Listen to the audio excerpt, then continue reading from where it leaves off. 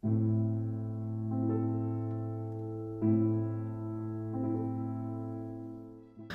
dia, agricultor, bom dia, técnico agrícola, bom dia, engenheiro agrônomo. Eu sou Henrique Campos, consultor Sabre em tecnologia de aplicação, e o Minuto Sabre é sobre baixa vazão.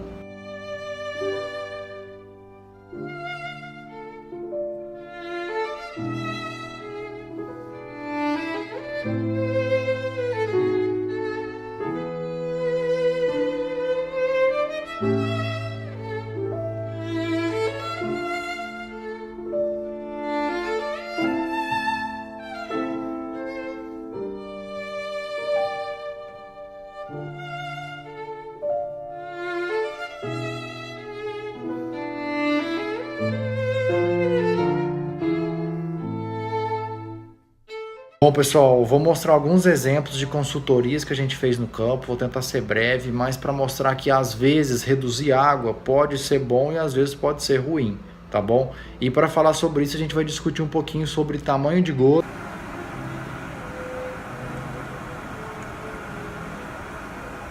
porcentagem de cobertura e quantidade de gotas por centímetro quadrado. Acompanhe aí os resultados de algumas fazendas.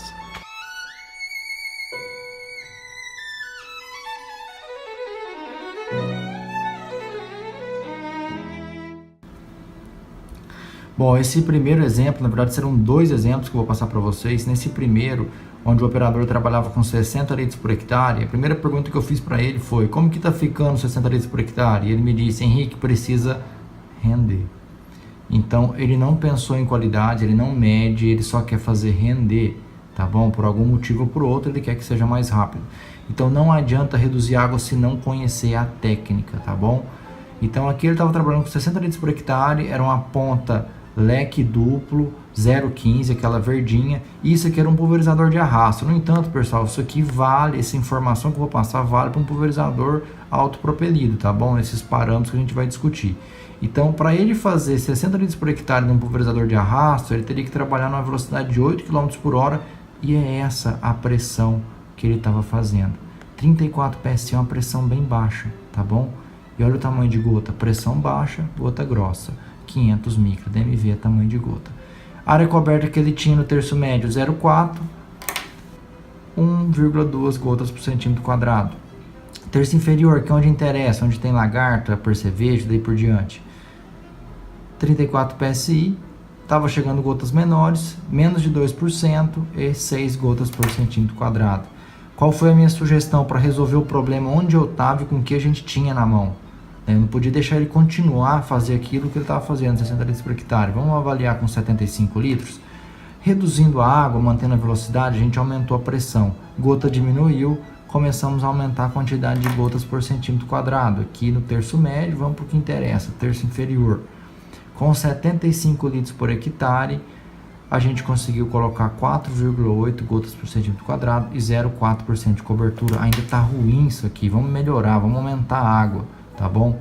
90 litros por hectare, porque aquela ponta, pessoal, que ele estava trabalhando, não é uma ponta para fazer uma redução de volume de aplicação, uma baixa vazão, como na linguagem dele, num pulverizador de arrasto.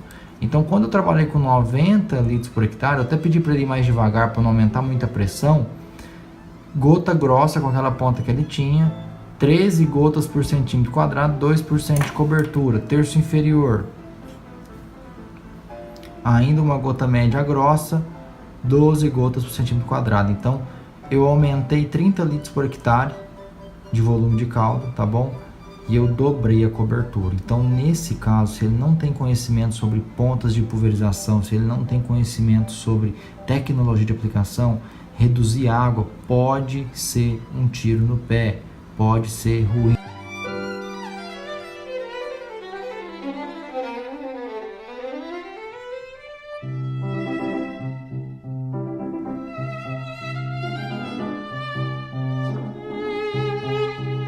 O aplicador trabalhava com 100 litros por hectare, e para ele fazer esses 100 litros por hectare com essa ponta terra amarela que ele tinha que trabalhar numa pressão de 143 PSI, uma pressão muito alta. Isso significa deriva, vocês viram a foto anterior, tá bom?